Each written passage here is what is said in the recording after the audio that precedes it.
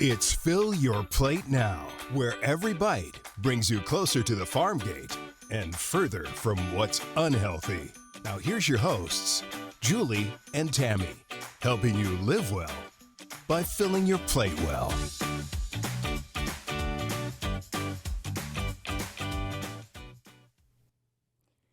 So Tammy, we brought a Yuma farmer to the studio, and I'm excited to introduce to everyone. This episode's going to be heavy-duty agriculture, John. Love it. Yes, so we're very excited about this, and Tammy and I get this gig because, gosh, you've been working with the Arizona milk producers for quite some time. I've been with Arizona Farm Bureau for quite some time, so we're really going to get into agriculture today. We love agriculture, and we're excited to hear more about what's been going on. Yes. So I want to introduce to everyone listening to this episode John Boelts. Like I said, he's a Yuma produce and cotton and wheat and all sorts of crops kind of farmer. And you're also the president of Arizona Farm Bureau.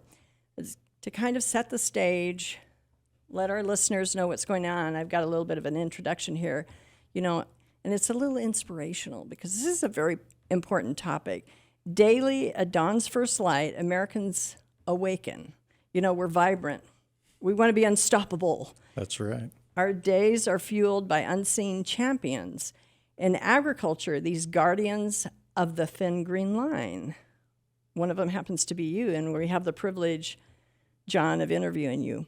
You rise with courage and conviction, and you're cultivating, and I'm using that word on purpose, you're cultivating a legacy of American agriculture abundance. Your tireless hands weaving a tapestry of hope, securing life's sacred bounty. But like our police and firefighting forces, and we don't think of it this way that often, and also our military, you're protecting the line of daily feeding us, and it needs to be recognized. And John, you've started, I'm giving you the credit for this one, even though we've heard of the thin blue line, and even in the military, I believe it's, the thin gray line, I believe, is how it in the past has been referenced. But you have regularly been referring to the thin green line. So, of course, my first question is going to be, tell us about that and what inspired it.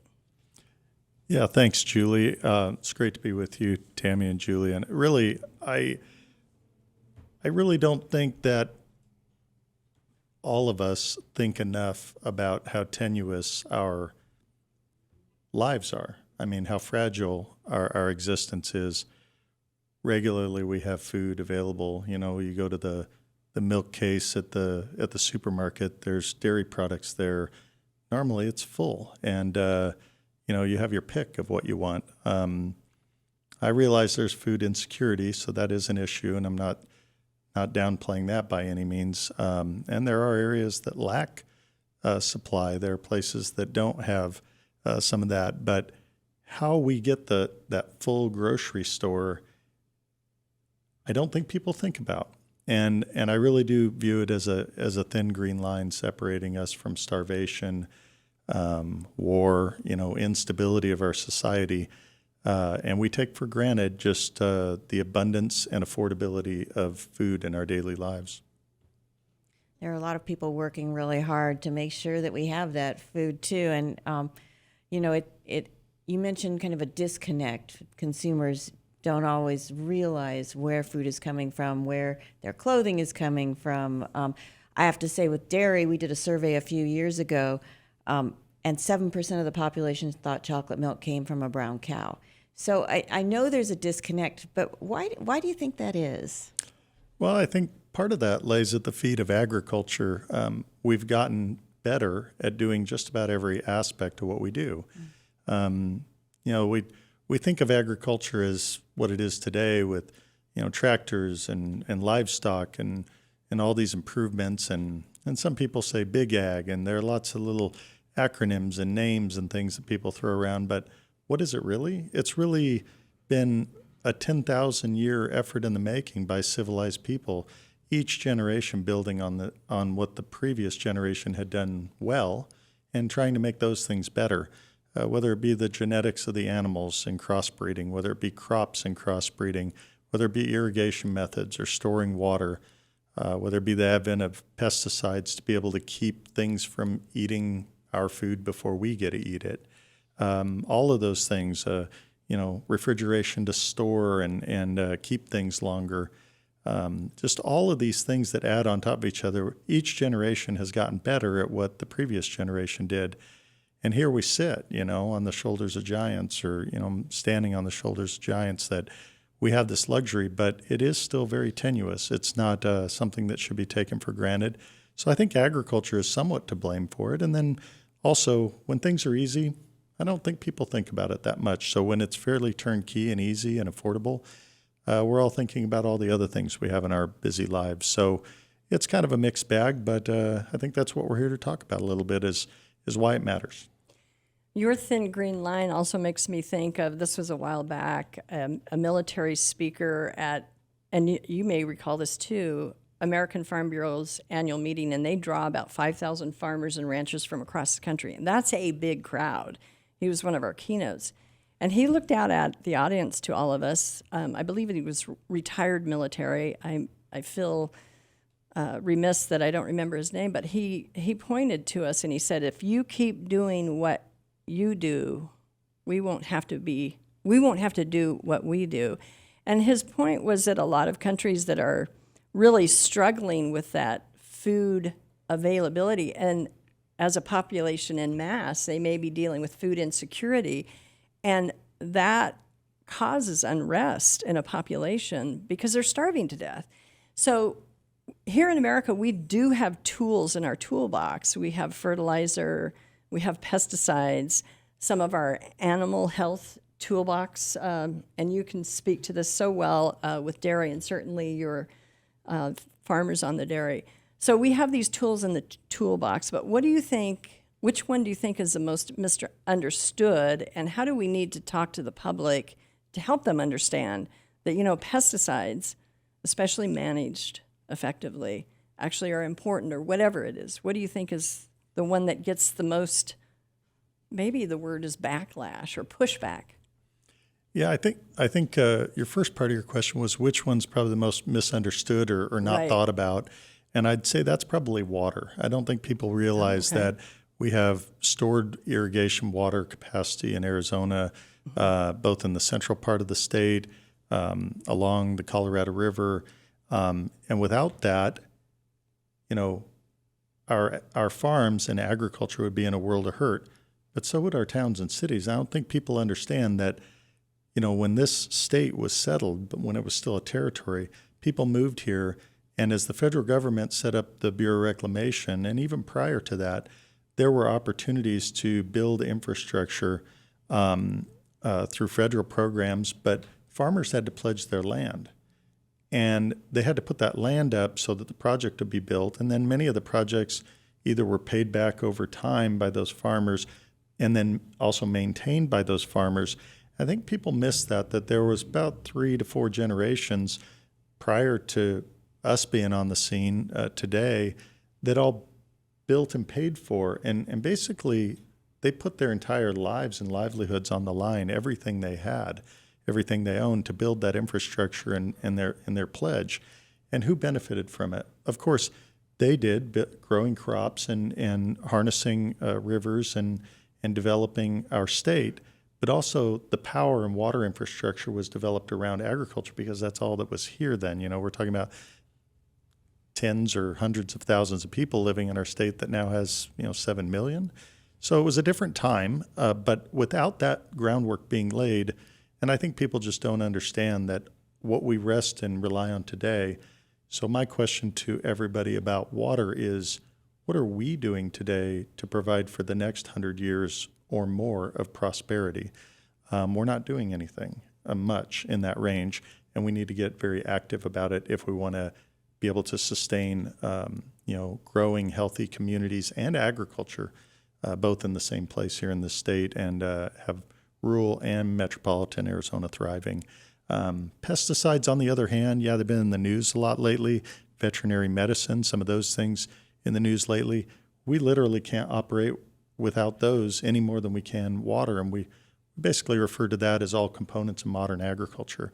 And they're all key to making sure that food's not only abundantly available, like the general said, big difference in our country. We don't have people warring or fighting with each other like they do in other parts of Asia and in the Middle East or Africa, things that he was referencing in that statement, because we're a civilized society, and we're civilized because we're not fighting over those basic necessities. Yeah. And what it strikes me about it is that we really wouldn't have the water infrastructure here in Arizona then if it had not been for our farmers 120 years ago. Yeah, those first settlers. And I think it was a mixture. It was folks in animal agriculture. It was folks growing crops to feed to animals and to feed to people. I know one of the big driving forces in the Bureau Reclamation Project was those politicians and the people advocating for that had real vision about what the Western United States could become someday. I think they'd be blown away if they saw what it's become today, but I think they would be very offer up words of caution if they were all alive today to say, don't give up that agricultural infrastructure that really still is the backbone of every segment of our economy. If people don't have affordable, abundant food available to them, they're going to be thinking more about that than every other good or service that's sold in our economy. Wow. I love that you were talking about water, because that infrastructure that was built and that forward thinking is amazing when you look back on it now, I think. And, as we continue to see technology advance and precision agriculture, where do you think that thin green line will be maybe in 50 years? Mm-hmm. Yeah, it's hard to say what we will discover or know in the future, but I'm positive of one thing, that it'll be built on what we do today. I'll use my own region there in Yuma, where I farm in Yuma County. Yes, Yuma has some of the oldest Colorado River water rights on the river, but I think the unsung story is that over the last 30 to 40 years, we've got dramatically more efficient. In fact, the Colorado River would have been in crisis 15, 20 years ago if it hadn't been for agriculture dramatically getting more efficient. Tammy, to your point, implementing land leveling techniques, improving water efficiency and water delivery to the crop, getting more efficient in what we call inside agriculture, getting more efficient crop per drop. So Yuma's gotten dramatically more productive while getting more efficient. So using 20 to 30% less water and producing 30 or so percent more crop with that reduction. So that's provided for opportunities for cities to grow, Arizona to be able to use more of that water in other places. The interesting thing is, as we get into these tighter times on how much water is available, wet water available in the Colorado system, then we get into a dangerous territory of talking about who does water belong to and who has first dibs on that water. That's how comfortable we've gotten about our food supply, is that people don't even think about it in that discussion either. You have noted, as you've been talking about this, pests attacking a crop and completely annihilating it. I think I saw a global statistic that about 35% of our food is lost to pests. Weather can impact us. We can, the farm I grew up, I remembered a hailstorm during, Dad calls them the summer rains. He doesn't want to call them a monsoon because we don't get enough consistent rain. So he calls them summer rains, but hail came along and wiped out his crop. So there's a lot of things that you're always facing as farmers. And that's, I think, why you allude to this thin green line. We all experienced it. I think it was one of the greatest teaching tools during the pandemic when there were supply bottlenecks and for all sorts of reasons. So how do we take and make measure of that thin green line and try to overcome some of these issues, try to overcome the challenges? Yeah, and I think Tammy was probably pointing at this a little bit too, Julie, with her earlier question. There's advantages that come along technology-wise, and we don't know what they all are today or what we'll employ in the future. But I do think that when we have, our land-grant universities well-funded, when we have research being done both in the private and public sector that provides for opportunities, they generate new pesticides, they generate new water delivery techniques, they generate new equipment. When I was a kid, maybe GPS guidance, which we use a lot in guiding us to where we're going down the roadway. The general population does. Like, I need to get to point A to point B. We don't pull out a map anymore.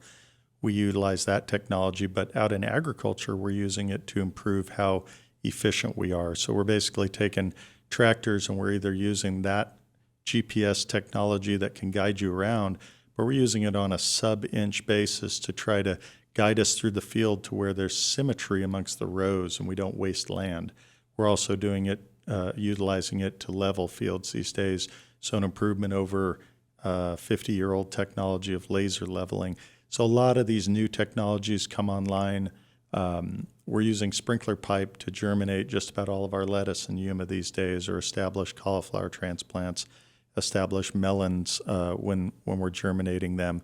We use dramatically less water and get a more efficient and uniform germination of the crop. So what does that mean? That means we produce more with using less land and less water. So that's all key to the process. What all these things are will be, what they all will be in the future, we don't know. But we do know that the research, all of these things have come from research, other technologies being leveraged. GPS technology, that was developed for the military, but it has a great application in agriculture. So some of these things we don't know, much like Velcro use in the 80s, and we all could thank the space program for it, right? Or Tang, orange juice. Tang's pretty good. I still consume that every once in a while. There you go. Pretty good stuff. I know it's amazing though that we do have such an abundant food supply in the U.S. because so many countries don't. I mean, do you feel there was a specific or a couple of specific developments that occurred in agriculture that were really the turning point to create this abundance of food in our country? Yeah, beyond water that we talked about earlier and infrastructure that we've really thrived on for the last 100 years, all that infrastructure, power and water infrastructure, I do think there's been two major revolutions in the crop growing side of things. One was the advent of more modern pesticides. If we think back to the 1950s and 60s when pesticides were becoming mainstream, they were the first generations of pesticides that people found. A lot of them persisted in the environment for a long time or may have had some negative health impacts. We've all read news articles about that. We've even heard songs sung about, farmer, farmer, put away your DDT, right? It's a very catchy song. Interestingly enough, DDT's the only pesticide still available and still used all over the world for malaria control and to control mosquitoes, which are still a huge threat. It's the only pesticide that hasn't developed resistance. So, but we don't use it in food crops grown in the United States anymore. Many other countries that we import from still use variations of older chemistries. But I think one key thing that people haven't heard about is in the 1980s and 90s, there was a huge revolution in what we call soft chemistries. So these are pesticides that don't persist in the environment for a long time. They're very lethal and very specific to certain pests. So you can apply them and you don't kill other insects that are key to also controlling insects. I'll give an example. One was called Success. Dow Chemical came out with it, and it was crazy product. There was a researcher. He was at a rum still where they made rum. It was retired still in the Caribbean, and he was on vacation, and he carried Petri dishes with him. So think of a really cool guy with a pocket protector, and he's always thinking about work, like a lot of us are. But he took a sample, and he went back to the lab and he grew it out. And because he noticed some insects dying by it and thought that's very unique, I need to sample some of that. Dow later on down the road went and bought that rum facility. They bought that whole property. They have not been able to find that ever since. If he hadn't pulled that sample, who knows? But the advent of technology, it's in front of us. It's around us. It's in our natural world. It's ready to be created and cultivated by scientists and researchers. He took that naturally occurring insecticide and grew it out, and they still grow it in a similar process that he pioneered. And they also use it in organic production. So it's one of our best Lepidoptera materials. So that'd be a worm-killing pesticide. And it almost kills nothing else. In fact, it was so safe in the natural environment that they put a ladybug on a lady beetle on their label for it, and that's how they were marketing it. And I remember that being one of the first really soft chemistries that really revolutionized things. We've literally had hundreds since, and the public doesn't know anything about it. Wow. And the sad thing is that when I walk through my lettuce fields today, I see in the springtime, I see lady beetles around all over the place. And they're a huge help, especially immature lady beetles, at consuming aphid. And that's a major pest for us. So the more help we get from nature at controlling those, but nothing that we apply to kill worms today kills lady beetles. So it's super.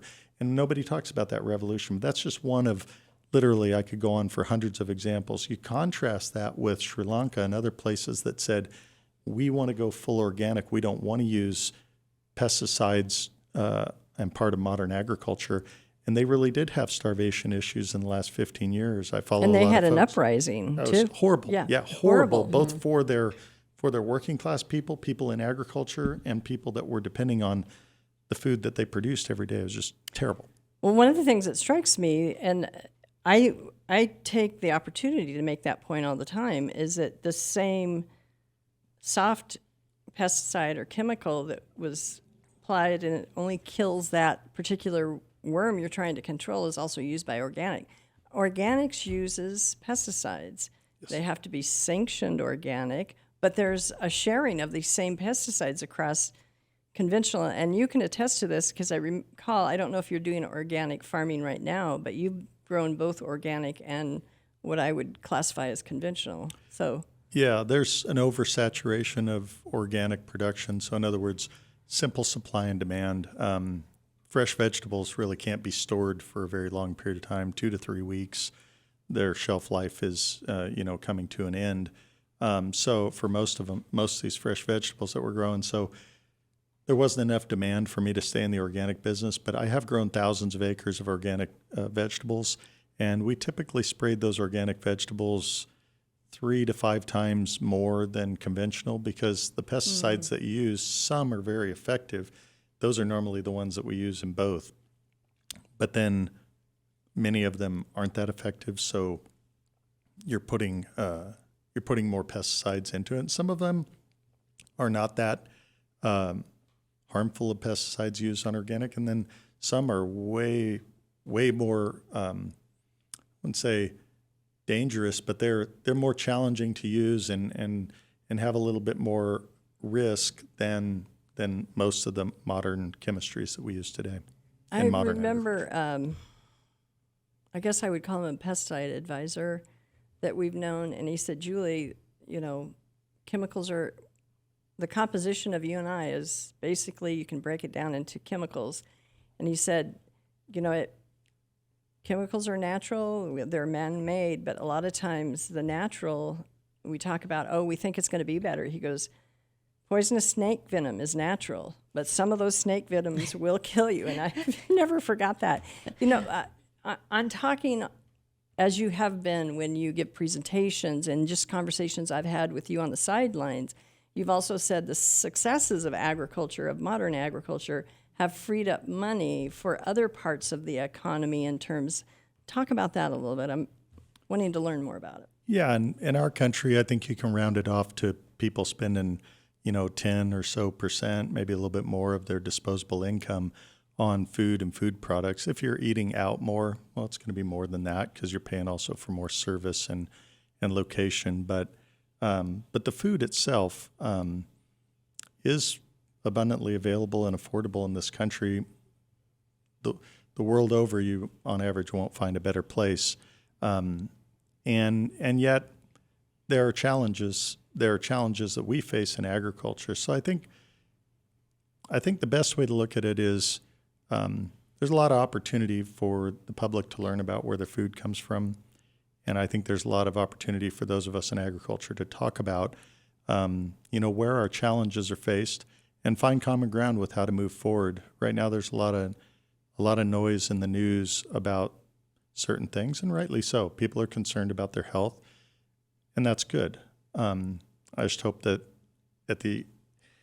as the conversation progresses, that they'll listen to those of us in production agriculture, realize where we're at. We can move mountains if we work together and find common ground. Food is abundantly affordable in this country, and it provides for every other segment of the economy to thrive.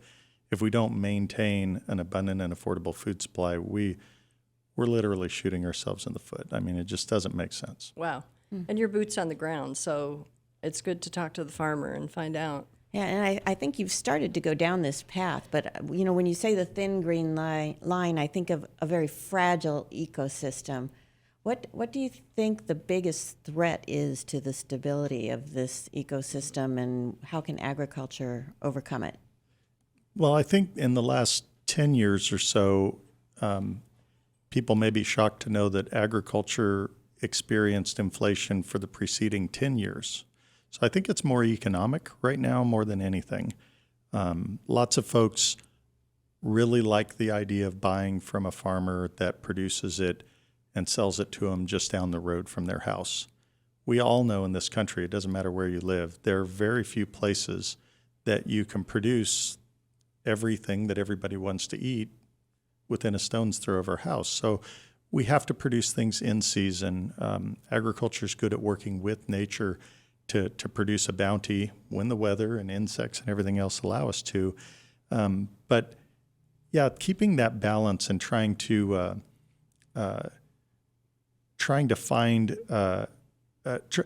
make sure that consumers are aware of where their food comes from and listen to the things that matter to agricultural producers, farmers, ranchers, dairymen, and I think the economic struggles right now are comparable to the 1980s. So if people want to go back and look at some historical information, I was born in 1977, and the first 8 years of my life where we farmed in central eastern Nebraska was unique. My family farmed there, and every farm was struggling. Everybody across the country in most segments of agriculture was struggling. It was not an easy time. Inflation was bad for everybody in the economy, but particularly hard for farmers, where your income fluctuates up and down and you get paid months after, or sometimes years after you produced a crop. So you just couldn't work with 18, 19, 20% interest rates.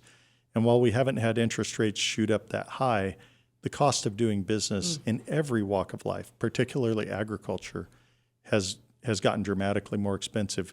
Hate to say that we were leading the way, but we were experiencing ugly inflation for a solid 10 years before it really kicked in. So economic challenges are real. If people don't want, large farms, they want to have a diversity of farms in sizes and shapes. Like I'm a smaller farmer in my area. Julie, you mentioned, 3,000 acres or so a couple of times that we farm. That may sound like a big farm to some people, but I'm about 1/3 of the size of most of my neighbors. So even in my arena, we're a smaller operation. But yeah, I think, Tammy, that's the most challenging thing right now, and we would really be getting down into the weeds to talk about what that means for farms. But a couple of simple things to think about: that when fuel gets more expensive, that's a big problem. When energy, like electricity, gets more expensive, that's a big problem. Probably one of the biggest that hasn't hit us, but I'm fearful of, is when people talk about monetizing water. Oh, let's let the market take care of it. Water's in a scarce supply in California and Arizona and in the lower base. Well, we'll just let the market take care of it. People in the public just, I can't tell you how expensive and how unaffordable food will become for everybody if we start monetizing water. But yeah, there's just a few examples. But a tractor today, the same tractor cost me 3 times what it did 20 years ago. That's remarkable. Wow. Yeah, that's well beyond what our federal government says the inflation rate has been. And well beyond what is typical inflation. And a lot of people say, well, then we'll just have to farm somewhere else. Well, that becomes a security issue if we have to lean on other countries for farming. And then what you do in Yuma, because of the infrastructure, the great soil, the water availability, the labor available, legal, reliable labor is actually what occurs in Yuma. And, and climate, you cannot, I keep trying to tell the people that I have conversations with, you cannot pick that up and place that in the Midwest. That's why Yuma is the winter lettuce bowl of the nation, and basically also Canada, because you guys do ship a lot of your leafy greens to Canada. So, and I get to hear you talk a lot because we both are roaming the same circles, especially because we're in Farm Bureau. And a lot of times you'll say to our Farm Bureau leaders and farmers and ranchers, you need to get out there. You need to tell your story like you're telling your story as a Yuma farmer. But what's one of the best tips, based on all the experiences you have had with telling your story, what's one of the best tips that you can give? And not just Farm Bureau leaders, all the leaders that you work with in the dairy industry, what's one tip so that they might be emboldened a little bit more to dispel some of this misinformation about farming?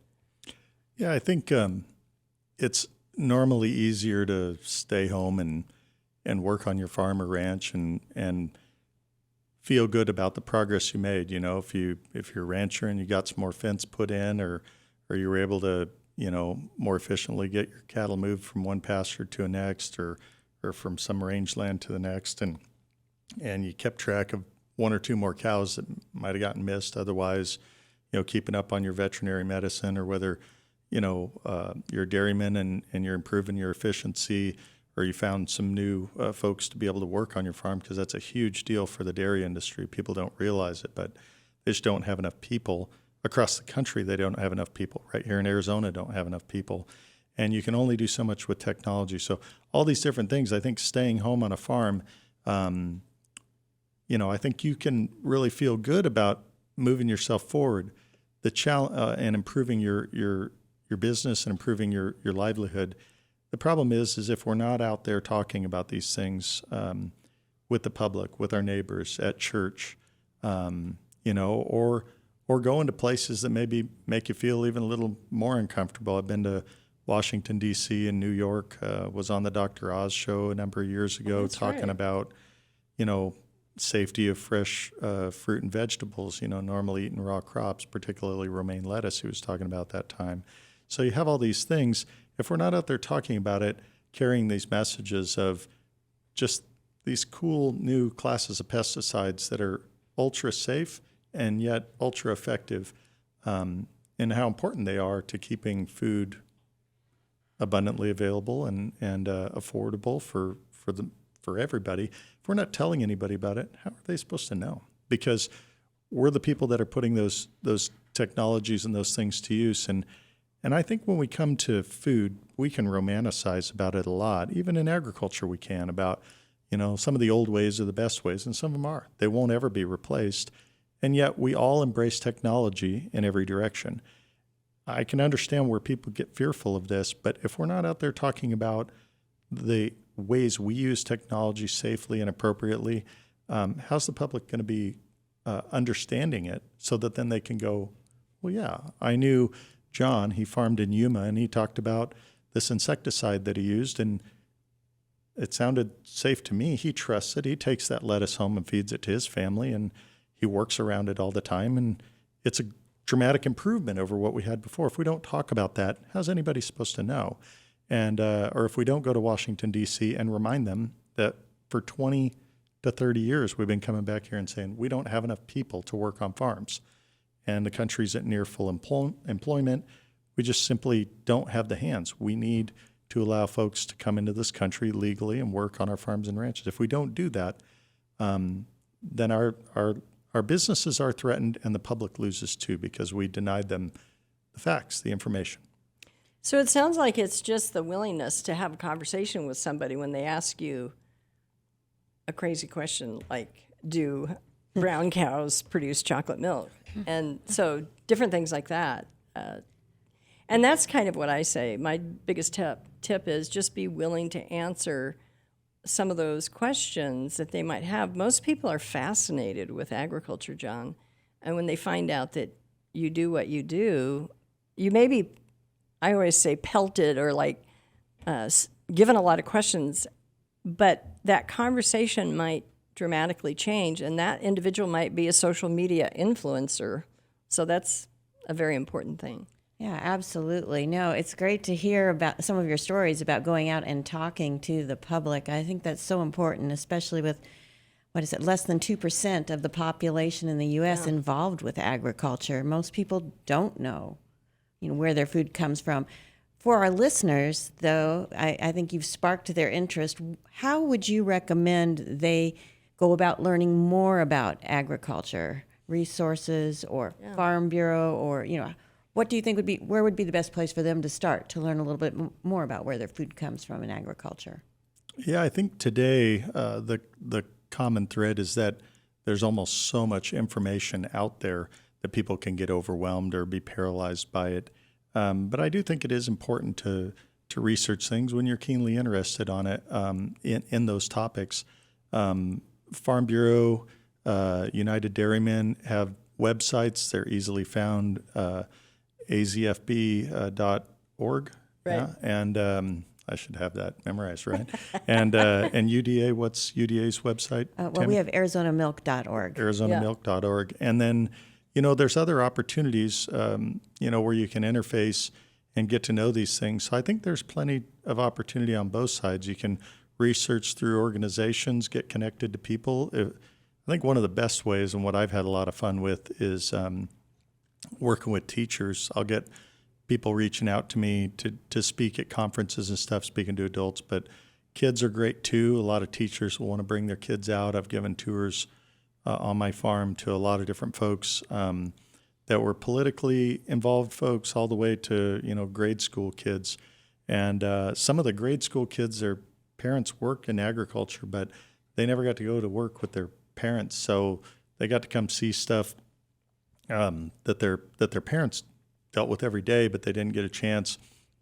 So just, I think, plugging in and seeking things out if you're interested. And then on the agriculture side, those of us in farming, we need to seek those opportunities out too. We need to make those trips to DC, and we need to be on these sort of podcasts and talk about these things in real time so people can find us. You can find me on Facebook or Twitter. I guess they call it X now. And I just have my first and last name, and I think being available, you can search me up and find things. I'm pretty easily found, and I'm glad to come speak to groups. I've spoke, on the Dr. Oz show, testified before Congress, agricultural tours for grade school kids, gone to, winter visitor trailer parks in Yuma and given them presentation to hundreds of people. It's just try not to miss very many. I was at a Rotary Club speaking last week, so just try to seize any opportunity to share if people are curious. And I think you're right, Julie. I think people are curious, Tammy. And so we need to get together more, because I think there's two key points. Our elected officials are not going to do anything that their constituents don't want them to do. And the public needs to know what we're doing and what our challenges are that we face so that they can talk to their elected officials. So we're not the only ones talking about these challenges and opportunities that are there and present that we can do better with. And we're trying to solve some of that by having Fill Your Plate Now, and Tammy and I partnered together so we kind of connect that farm gate to plate. I call Tammy the nutrition ninja, and I'm the farm girl. So we're having fun with this. And then the fillyourplate.org website itself, it's the first part of the summer,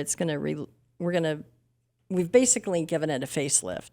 And it's being redesigned, and there's a whole section, and your team has helped me with that. There's a section that we're going to have on dairy, and we're going to tie it back to, of course, your website as well. It's a great resource. Yeah, it's a great resource. So the point is that the resources are there, but people, the public, should not be afraid to ask the question. And even if they think their question is silly, I'm not going to use the other word, it's like, please ask it, because it starts the conversation. And one thing I will say about our farmers and ranchers, even if they're a little bit more intimidated than you, John, to get behind the mic or get behind the podium, they do tell their story once you start asking them the questions, and that's what's so important. I can't tell you enough, John, how much I appreciate you coming into studio to our podcast. And Tammy and I are making a great effort to kind of share that balance between agriculture and nutrition. And we've had, and we've barely just begun, but we've had quite a few farmers, and we're partial to our farmers, right? Yes, and this has been fascinating. I could listen to you for hours. Yeah. You may have gotten us thinking about a part 2 to Yes, this. we may have to do a part 2. So much information, and it's so hard to get it into a small period of time, but really fascinating. Thank you so much. It's been wonderful to be with you ladies today. Thank you. Thanks, John.